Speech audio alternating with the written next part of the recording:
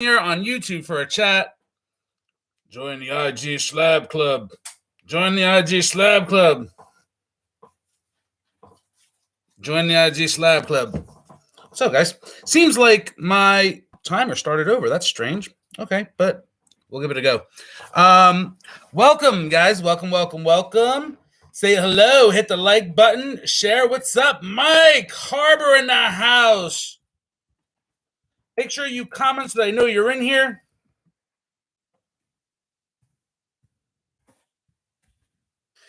Hit the like button, comment, share, the usual.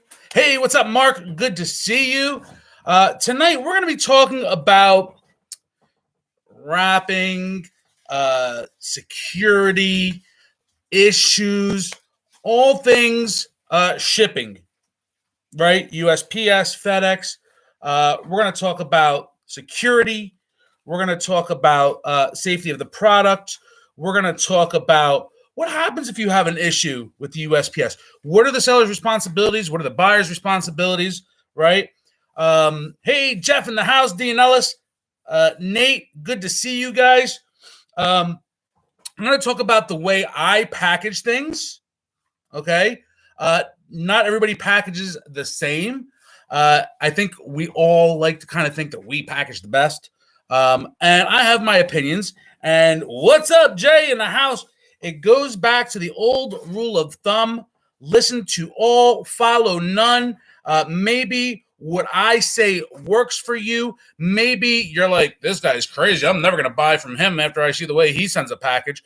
But, I've probably sent and received ballpark guesstimate over 30,000 packages in the last 3 years, sent and received. I've had most any issue you can think of. Theft by non-postal employees, theft by postal employees, misdelivered packages, packages, what happens when the label falls off. We're going to talk about all these things. I'm going to tell some stories about what happened in each case and things that you can do to protect yourself, right, from these issues affecting you in a negative way. So we really want to try to, me, guys, I mostly do this from the hip. So here we go. One of the first things that you do as a shipper, right, it's very important. And if you're a buyer giving an address to the seller or the shipper, one of the first very important rules of thumb to know and to follow, in my opinion, is neither in the address of the sender nor the address of the receiver should there be, hey, Silver Switch in the house, should there be any mention of metals, coins, or anything valuable, right? I don't want to send a package to, the gold's collecting lady, right? You kind of don't want to do that because anybody whose hands or eyes are on that package will see, oh, that's interesting, the gold's collecting lady. You could inadvertently make not only that package a target, but you could also make yourself in general a target, okay? Meaning that, every year around the holidays, I go live with somebody from the Postal Service, and we talk about issues, we talk about volume increases, we talk about all these things. And every one of them will tell you, if there's somebody on their route that gets metals, they typically know. They can feel it in the weight. They know, right? Maybe it's because they're also stackers, but postal employees will get to know what you do. My mailman, if you get or receive a lot of packages, it's almost without a doubt that your postal worker, your carrier, and other people that may frequently come into contact with your packages will know what you do. There's really no way around that, but we just don't want to make it easier. And we don't want to, what do they call them? Porch pirates. They might look at something quickly or whatever. You don't want to make it easier. $20. Tip your mailman. Yeah. As much as I ship, I do a little bit more. It's up to your discretion, though. Panhandle stacking. Do take care of your mailman. I offer my mailman. I'm like, if you need to use the bathroom, let me know. If you need a coffee, let me know. Those kinds of relationships, like everything in life. I talk about relationships always. As a seller, they're important to me in the community. As a buyer, they're important to me with my wholesalers. As a person that sent and received 30,000 packages, it's important for me to have a relationship with my letter carrier. It's important for me to have relationships with the clerks, right? These things help. Hey, how's your day? When you're kind to people, it goes noticed. And when you're unkind to people, also it goes unnoticed. So I would say, that's real basic stuff, right? The next thing I want to talk about is wrapping. Mr. Joe the mailman. I mean, Tucker has such a good relationship with his mailman that I'm on a first name basis with Tucker's mailman because Pops and I talk once in a while. But very important. So again, now this part's going to be, more personal because I'm going to talk about wrapping and security, right? Back to the whole issue of nondescript. You want your package to be nondescript. I found that these bubble mailers are way better than the paper ones. The paper ones are more easily subject to theft, okay? Because the number one way of stealing anything is a slice. We call it the slice, right? So always pay attention. If you get packages and you start seeing slices here or there, these packages, when they're sent first class with tracking, are not machined in a traditional way. They're not like running through conveyor belts the same way, right? These are all handled, if you will, okay? You should not see slices, okay? Like a cut. Shouldn't. Nothing's impossible, and it could be an accident. But if you get packages, and once or twice you start seeing slices here and there, you need to pay attention. That means you're being targeted, most likely, unfortunately. So it's very important to know that. Silver Switch, I disagree with that. I disagree with that because I send everything up to like 14, 15 ounces in the bubble mailer.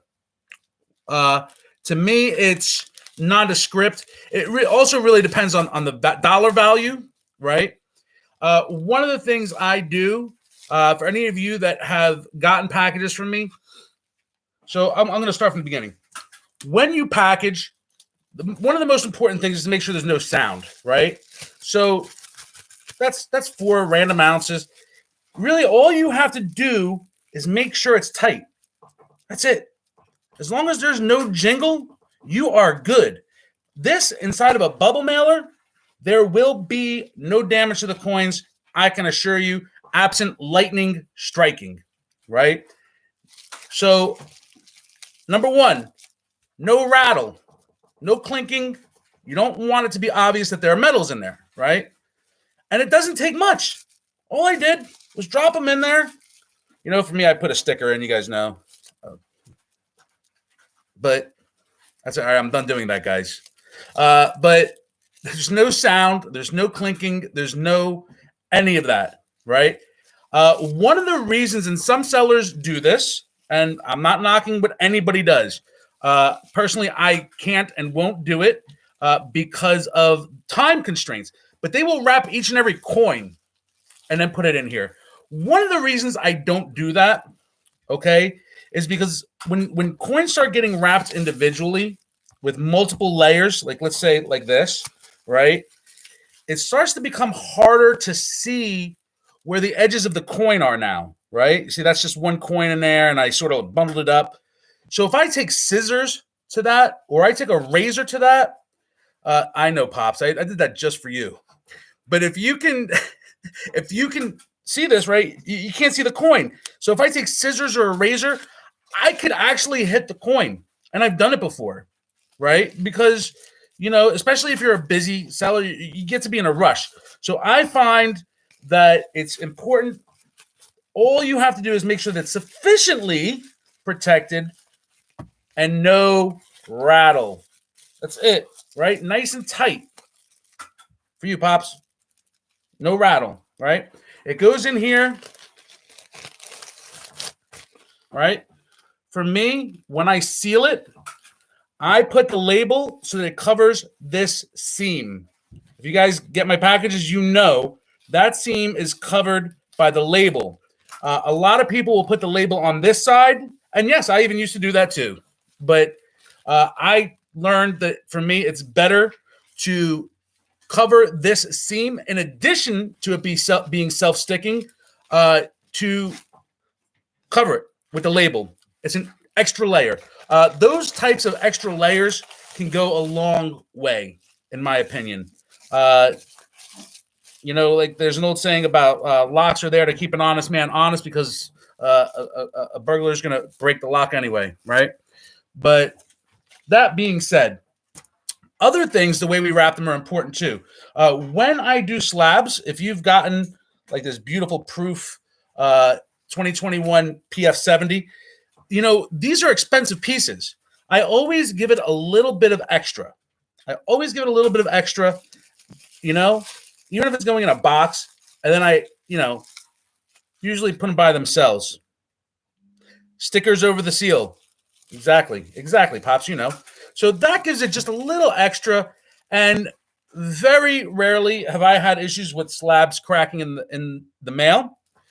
When they crack in shipping, unfortunately, I will, or fortunately, however you want to look at it, I will replace them or refund the money. Because to me, it is my responsibility to get that product there safely, right? So whether it was an act of God or a mailman took his steel-toed boots and stomped on that slab to crack it, it doesn't matter. My responsibility. So bang, right? I always offer that extra layer of protection. And having shipped tens of thousands of slabs, I've had probably less than 10 crack over 3 years. Thousands and thousands of slabs. It happens. Taping over the seam is another great alternative. For bigger packages, and here's another thing. If you've ever ordered just like a bear, and nobody has said anything because there's never been an issue.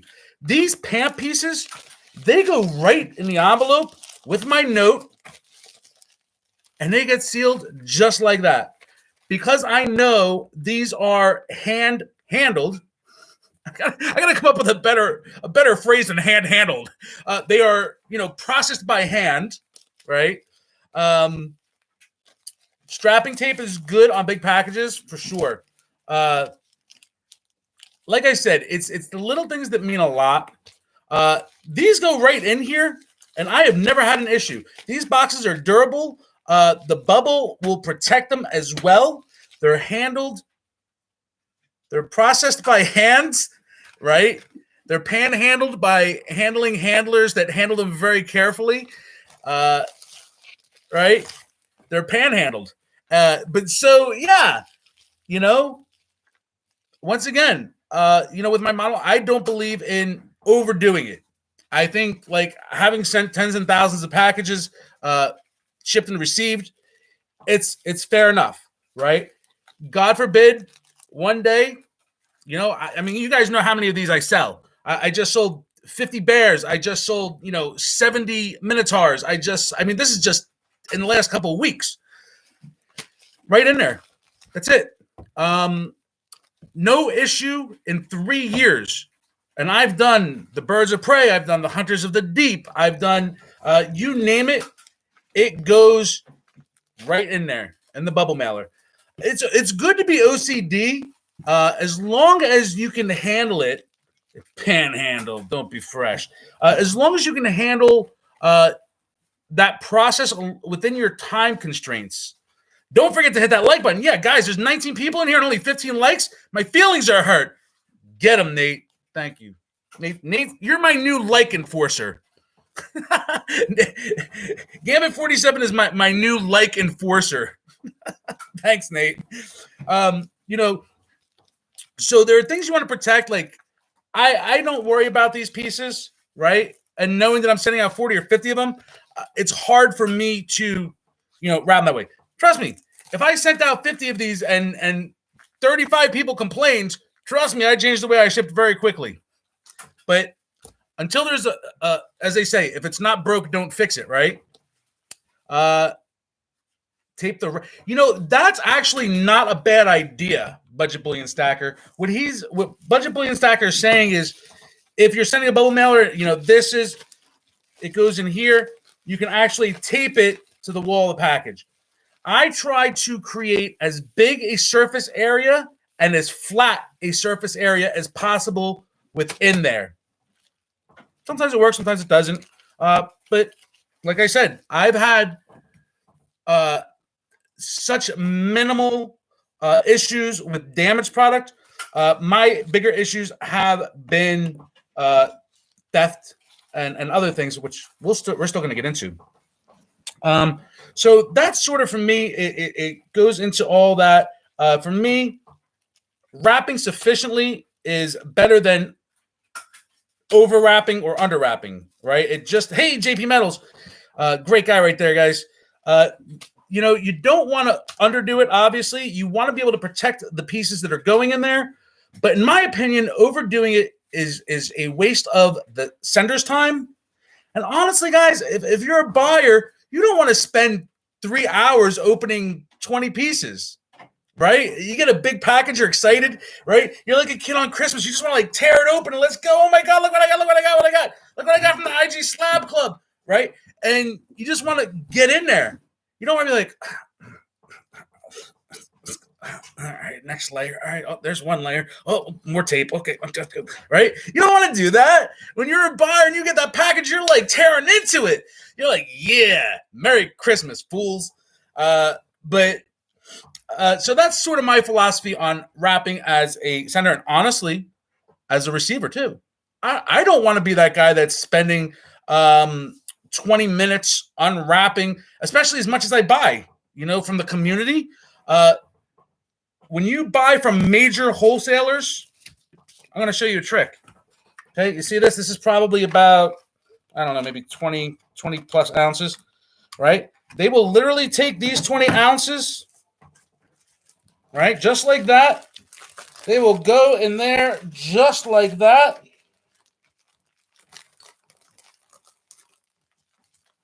Right? Okay, 20 ounces.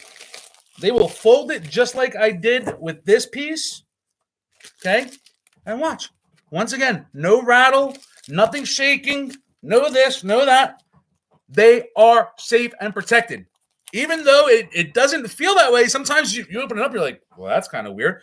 But the truth is, as long as they are immobile within the bubble wrap, right? And then like Budget Bullion Stacker said, you can take that mailer and tape it to the inside of a box, priority box, right? And you're good. You are safe. You are protected. From the theft scenario, okay, one of the things I like to do personally, here we go. When I have a box that's going priority, let's say this is really full too, right? This is full. You want to check once again. No shake, no rattle, no roll, right, baby? We love rock and roll, but we don't want our metals to roll, okay? One of the things I do is make sure this is taped very well. So you still want to tape your seams, even though I put it inside a bubble mailer in addition. These boxes fit right into these bubble mailers, provided this is all free from the Postal Service, guys.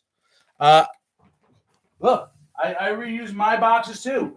I saved this one too because, I got this from somebody, from a wholesaler, and this will fit in here as well. I save it for stuff that won't fit in a small flat rate. It'll go right in there.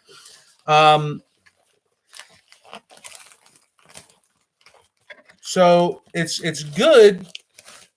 You cut the bubble mailers, boom, free bubble wrap. The pouches, I used to do that, Brett, for sure. And once again, tape that outer seam. So what happens now is they've got to go technically through several layers now to get to that product. Okay. Most theft happens at the seams. Okay. The weakest link, right, is how strong the chain is. Right. A chain is only as strong as its weakest link. So always remember that. Oh, I wanted to talk about this one too. If you're sending something like Goldbacks or Carrot Pays, I cut up the boxes. I mean, this one was accidentally cut up. So I repurposed it to recycle it. But look, boom, right? Because you don't want things creasing. You don't want things creasing. So this will go in on one of these, right? And then you don't want to tape on it. So I'll put it inside there. And then other stuff can go on top and be taped around. There's all kinds of great things to do. Exactly. Yes, you did, Brett. So this, to me, though, is one of the most important security features you can do. To send this small flat rate box, I think is $7.85 if you're getting the discount. Okay. What does that mean if you're getting a discount? If you use any type of mail service, you're getting a discount. Pirate Ship, IndiciaStamps.com. I use Indicia. I pay $20 a month for it. It maintains my customer database of over 4,000 people. Okay. These supplies are free. You can order from usps.com or even from Indicia. But this, to me, is invaluable. Invaluable. The box inside the bubble mailer is what you want to do. Okay? For show. Thank you, Bill. Hey, Okie Stacker in the house. Mark, MG11. Good for currency as well. And if you have these, obviously, for currency, for goldbacks, a little extra protection never hurts, for sure. So now you're all packaged safely, securely. You're not concerned any longer about your product getting damaged. We've taken some measures to worry about theft. So now what happens? So now we got our label with tracking, and it's en route. Now it's out of our hands, right? My particular policy is that as long as I addressed it correctly, I cannot guarantee past delivery, right? If it says delivered and it was addressed correctly, I can't insure that, okay? My insurance will not cover that. So it's important that if you have a problem on your side, at that point, it could have been stolen off your porch. It could have been stolen by your mailman. It could have been misdelivered, right? All these things are possible. So the first thing I tell people is if you have a package that says delivered and you do not have it, don't panic. First, don't panic, okay? Because I would say 9 out of 10 times, you're still going to get your package. There are a few reasons for this. One reason is the mailman could be working ahead of the schedule. He might be scanning delivered and he's still on his way. He scans a whole bunch for the block and then he just drops them off. I've seen that happen. That does happen. So it'll be like delivered and it's not actually physically there, but it's on its way, like within usually 20 minutes. What's more scary is the misdelivery. Okay. Misdelivery is when, your address is, 3060, whatever, Mockingbird Lane, and it went somewhere else. Well, where did it go? So every label has the barcode tracking number, right? One of the things a lot of people don't know is that when they scan that barcode, it is GPS enabled. So if it was delivered to 4060 Mockingbird Lane instead of 3060 Mockingbird Lane, you immediately, for example, you don't know where it went, but you don't have it. The first thing you have to do is either A, try to speak to your carrier immediately, or your local supervisor. And remember this is just something I don't have to tell most of you, but be nice, right? We can be upset. we can be nervous. We can be, oh my God, I'm scared. This is $1,000 package or whatever it may be. But you want to dial back and approach any postal employee you meet with kindness, with respect, and with a calm. I know it's probably not your fault, but I really need your help. Oh, okay. Oh, you know what? I do remember seeing that package. Oh, yeah. You know what? Boom. It probably went here. Panhandle, it works up until delivery of a correctly addressed package. It insures damages. Now, postal insurance, another tidbit here, guys.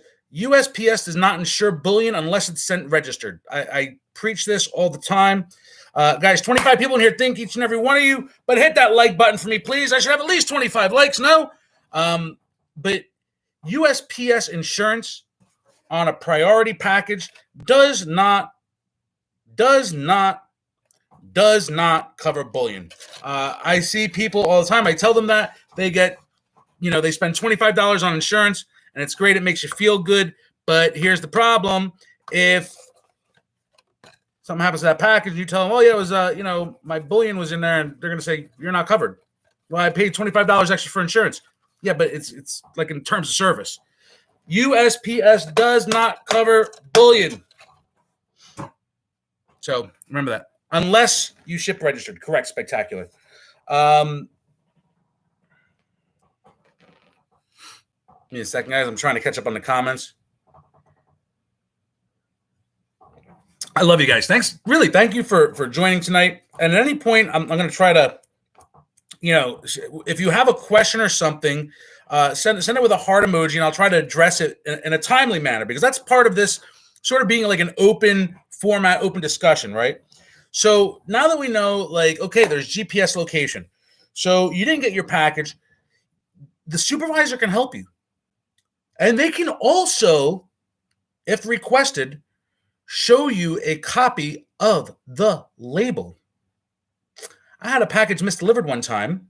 The Postal Service went to recover it based on the GPS location, and it was gone. They couldn't recover it. It was a big building in New York when I lived in New York, right? She gets so handsome. My mama made me that way.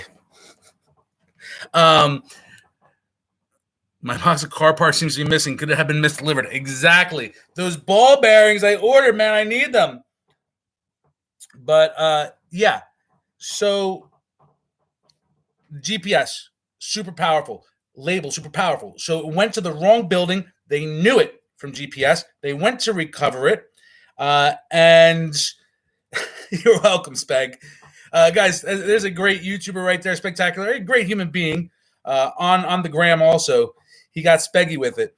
But then I said, well, how did it end up there? And he printed me a copy of the label, and it was addressed incorrectly. I'll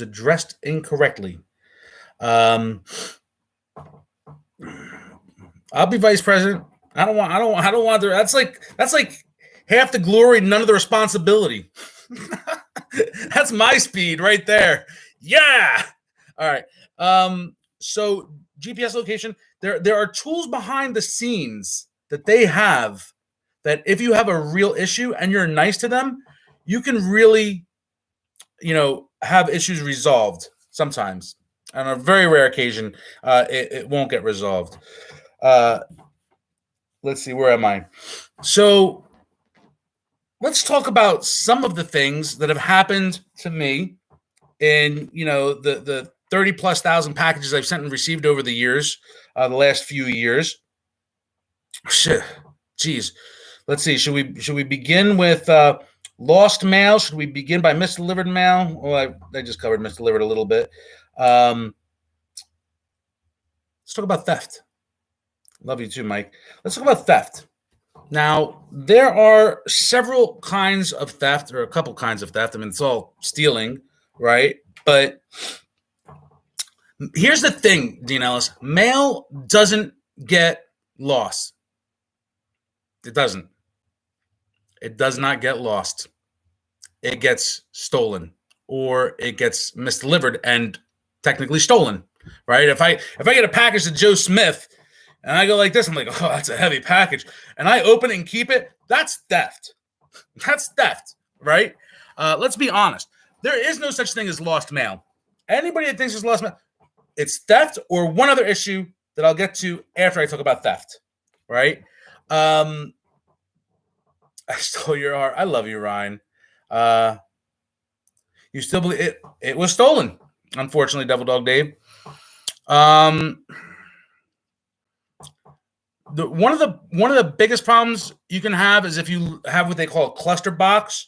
If you live in an apartment building, and let's say there are 20 things, and the mailman's like A B C D E F G H I J, right?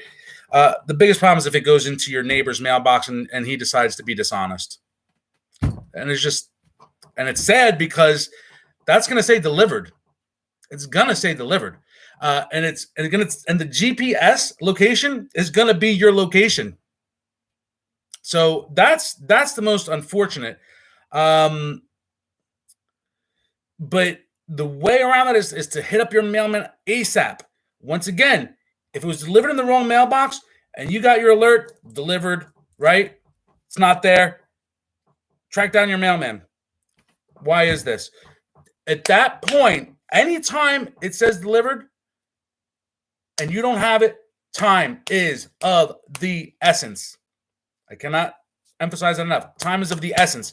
If your mailman is still running around, track him down. Get him. All right. If your post office is still open, go there, speak to a manager. They'll reach out to the postal, to the letter carrier. Super, super, super, super important. Time is of the essence. You got to make it happen.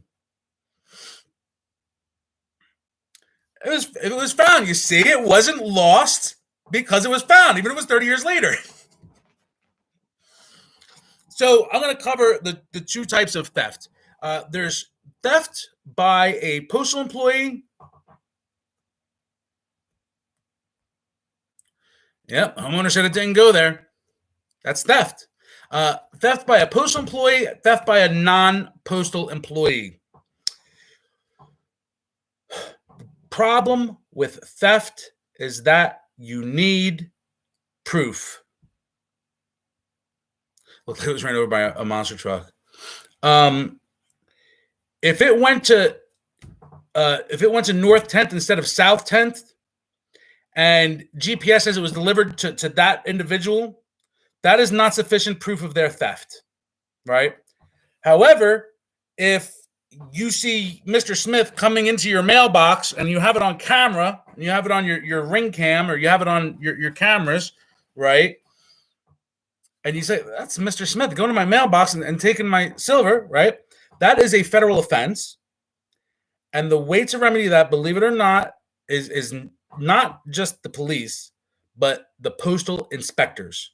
The postal inspectors prosecute on a federal level, and they do not play games. If Mr. Smith comes onto your property or goes into your mailbox and you have it on camera, there's your proof. You call the postal inspectors. You say, boom, I handle it, Dean Ellis. If it's stolen, it depends on where it's stolen, right? If it never gets delivered, I cover it.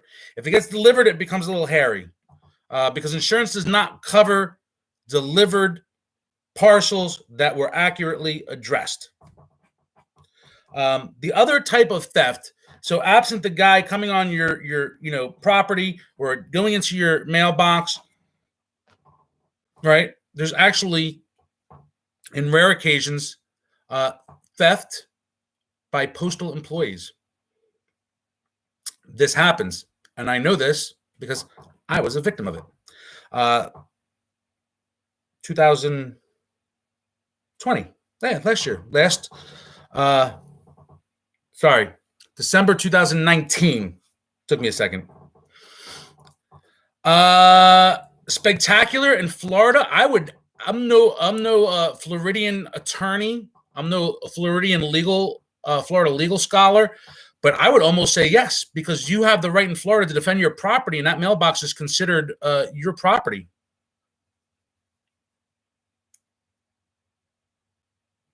Oh wow! So Atmex covered it because of the missed delivery. Okie Speg, I think you'll be okay. Florida's pretty good to you.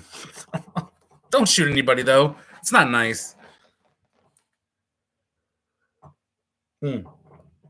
If you think you've been the victim of theft by a postal employee, if you think you've been the victim of theft by a postal employee, believe it or not, it is not the postal inspectors who handle that. Postal inspectors handle theft by non-postal employees. Theft by postal employees is handled by the Inspector General's office, and they investigate. They neither one, and listen to this carefully, neither one will tell you the outcome. When I was robbed, and they do thorough investigations, they know what that package weighed, where. It's important to accurately weigh your packages too. You don't want to say that it's 10 ounces if it's 5 ounces, right? Because if you have a problem, that could hamper the investigation. But kindness. Dave, it hasn't made any difference for me. Like I said, out of the tens of thousands of packages, many of them were sent over the holidays, thousands of them. Sometimes they just get delivered late. Late mail is not usually a concern, guys. Not usually a concern. Mail can be late. It can be misrouted. It can be. I've had broken barcodes, right? The scanner code. And I've had faulty tracking numbers issued by Indicia. It's extremely rare. The faulty tracking number is extremely rare. And you'll see sometimes if something's going in circles, sometimes that's a faulty tracking number. The tracking number was misassigned to the barcode. It happens. I think it's extremely rare, but I was told that by a postal employee, from customer service. You're like, very rarely it happens, blah, blah, blah, blah, and that's why it's going in circles for 2 weeks. And then once they realize that it's going in circles, they'll catch it. They'll catch it. They'll it'll alert something somehow, and so they'll correct it. They'll process it by hand at that point.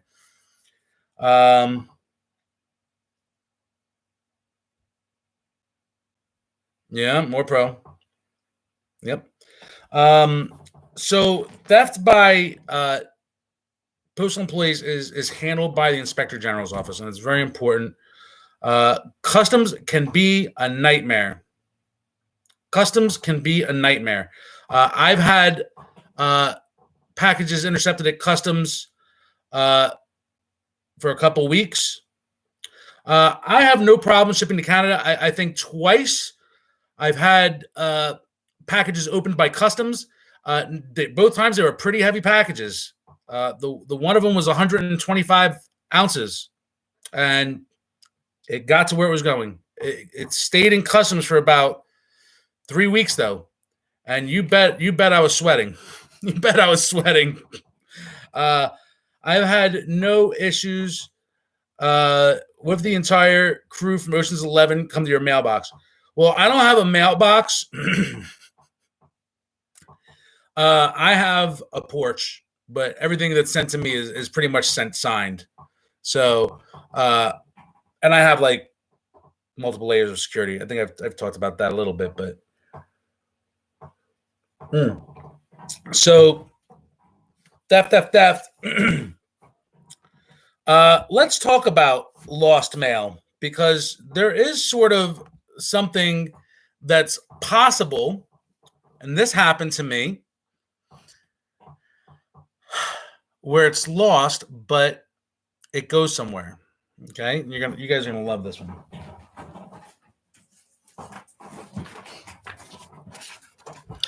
Do you know why I write my notes on this, guys? Do you know why I write my notes on this? One time I had a batch of faulty labels. Thanks, Spag. I appreciate that, man. One time I had a batch of faulty labels, and the labels on several of my packages literally peeled off.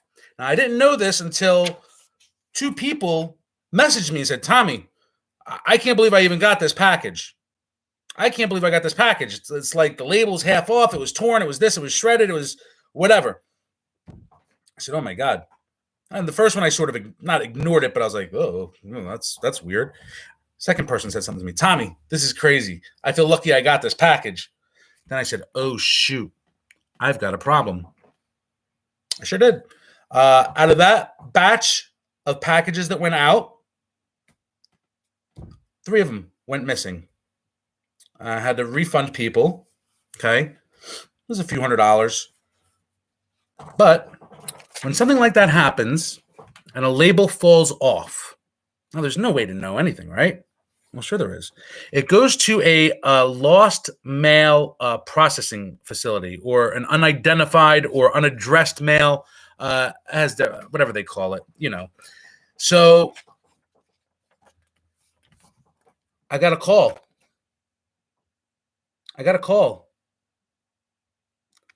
Hi. Actually, I'm sorry. Let me tell you, I misspoke. I got an email. Hi, this is Mrs. So-and-so from the United States Postal Service. We have a package that was not labeled. And what they do is they open it up to see if they can identify the sender or receiver. And they identified the sender, because my website is on my notes. Hey, Kevin, congratulations. There's a new dad right there. Your baby was born. Xavier was born, 2 days before Father's Day? So it was a special one for you, brother. Congratulations and God bless. A business card will help you. Something that identifies who you are, where you're from, whatever.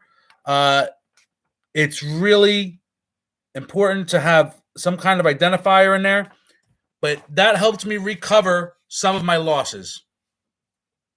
So I think that there were times that I used to write on a plain piece of paper, anybody who remembers that, but I learned my lesson, and that's why they at least have my website on it and my name, and they can't read my writing, so they can read the website, and they can get my email address through my website. And that's what they did.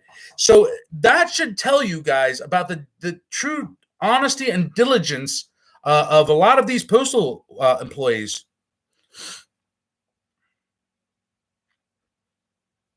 They hold on weekends since we're closing. Yep. Exactly. So it's important to have like some kind of identifier in there, because labels do fall off. That is an anomaly, but it does happen. Theft is an anomaly, but it does happen. The theft, I will say this. When I got robbed in December of 2019, November and December, they were all sent as boxes just like this. One of them for a very well-known bullion company, barely taped. All the person had to do is go one slice, pop it open, dump the contents, boom. And they didn't even they don't retape it. All you had to do is tuck it back in. That was it. 70% of my notes, that's better than average. That's better than the average person for sure. So that's why, guys, it's super important to not only tape the seams, but to give it an extra layer, especially if it's any kind of value in there. 10 you cannot read. What else, guys? Boom. Delays are normal. Under wrap versus over wrap. And we hit a lot of topics. You guys have any questions? We're hitting 45 minutes here. Guys, if you haven't hit the like button yet, please do that for me. I'd be grateful. If you have any questions on shipping, receiving, security, anything that you want to know, shipping to APOs, that scares me. How about that? Thank you. APOs scare me. Shipping abroad does scare me a little bit. APOs definitely scare me because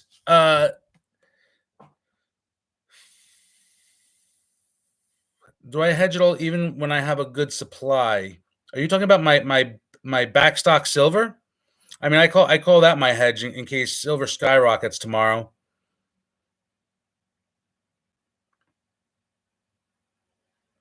Or are you asking me if I adjust my prices?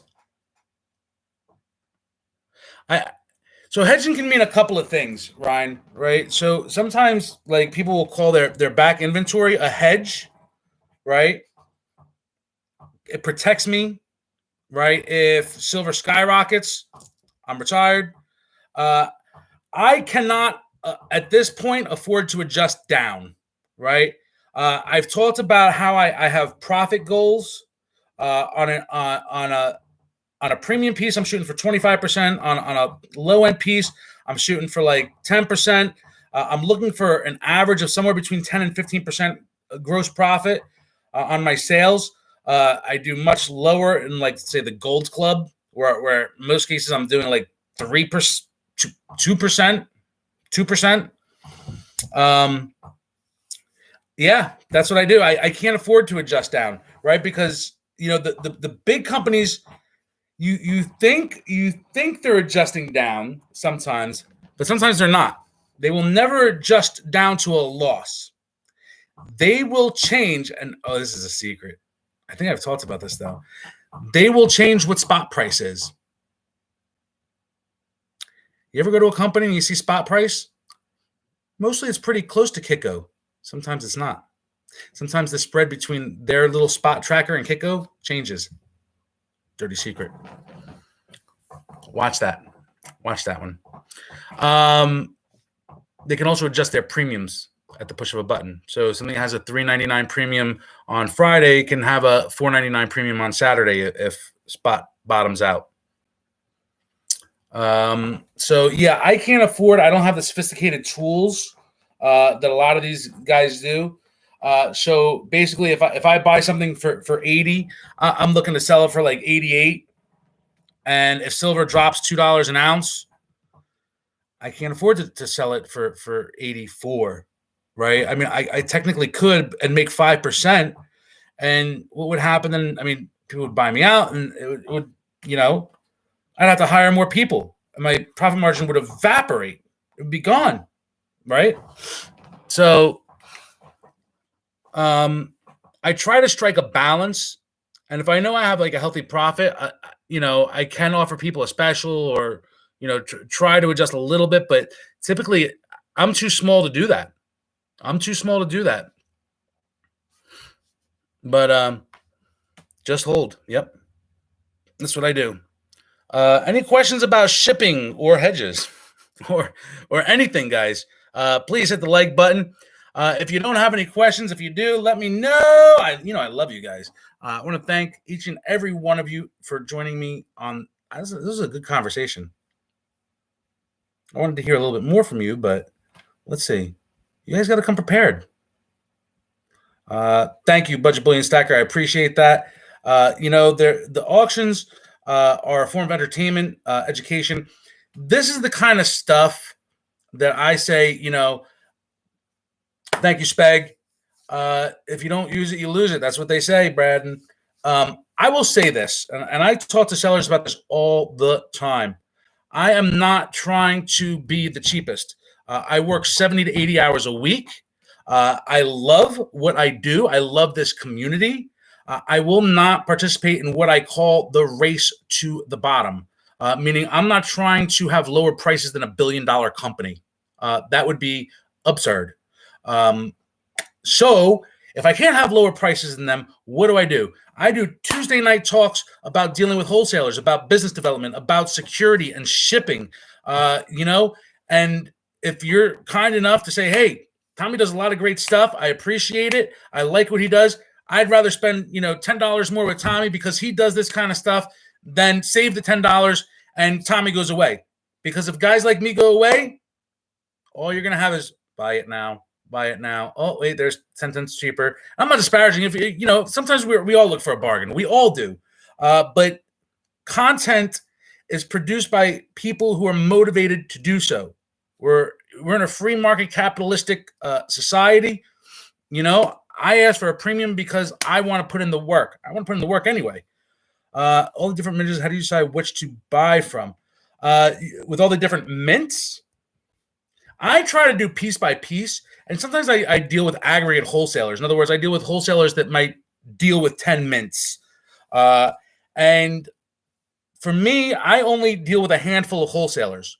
I see people, with this variety of products. To me, that slows me down in a way.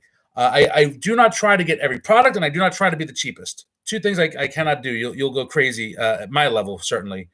Thank you, Chris. I mean, how do I decide which pieces? I look for what I think people will like. I get it wrong sometimes, and then I look for value. So I say, okay, will people like this? Yes or no? And then it's not even a question of will I make enough money, but there is a certain factor there where I have to mitigate risk as well, right? I can't buy a $200 piece and make $10 on it, right? And something happens, and then I'm out the $200 piece and the $10, right, that I thought I was going to make, but I'm out a real $200. It's honest to God, it's one of my biggest issues with the Gold Club.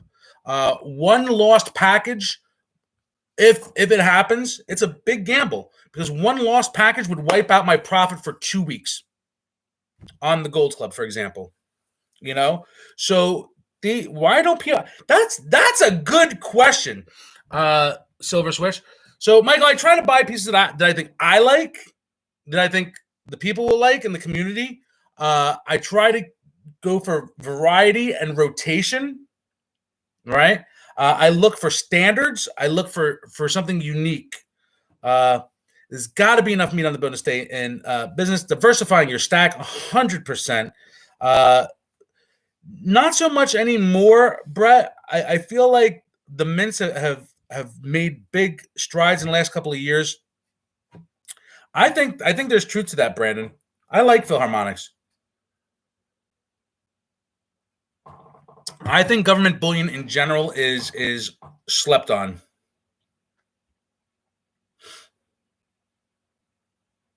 Yes, Bodine, I do. And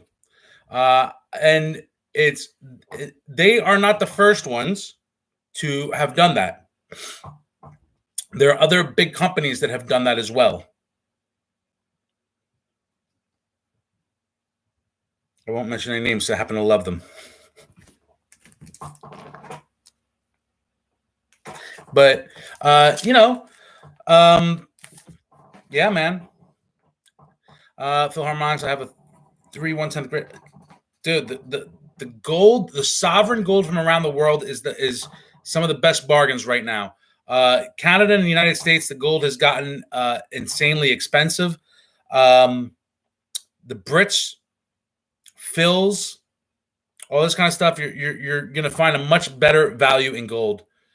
Go eat. Love you, Spectacular. Check him out, guys. Thank you. I like Phils. I think that they're an affordable staple, a beautiful piece that gives you some variety in your stack. Michael Harbor, I think the main reason the Libertad is loved, besides how beautiful it is because we're in North America. We have a massive Latino population, and so it resonates there. How many groups do we have in the Golds Club now? Yes, Budget Bullion Stacker, that is true. Krugerrands are on that list as well. If you're talking about silver, I'm thinking silver when you say that. How many clubs in the Gold Club? Let's see. I think it's 16.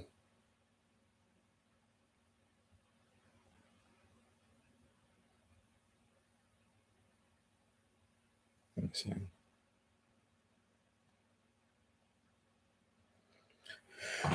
15 and group 15 on the Gold Club is almost full. Libs are the most overrated coin of all time. I don't know about that. I've had plenty of chats about this one too. So, any more questions, guys? Oh, I'd way rather have a 1 ounce lib than I don't know. Yeah, I agree, Brandon. We'll see if it holds true or if the mint is doing their thing again, which I will not. Okay. So I've talked about this a little bit, and I'll talk about it again because I think it's worth mentioning. For those of you who haven't heard it, the Mexican Mint said this year that they were not going to reach their target mintage of 629,000 or whatever it was, something along those lines, and that they wouldn't give a number, but they're telling wholesalers we're just not going to get anywhere near that. Very vague, ambiguous way to do business. They're building hype. What concerns me now is that you've got, a 2020 with a mintage of 300,000 going for low to mid 60s ballpark, high 50s. I try to sell them the high 50s, and you're starting to see the same prices for the 2021.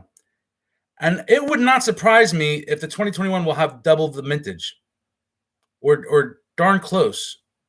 It bothers me a little bit because I don't know what's going to happen. So I have 100 Libertads, and I don't know what I'm going to do with them yet. I'm thinking that they're going to go in my Silver Degenerate slab. You heard it here first, YouTube. If you think that's a good idea, hit the like button.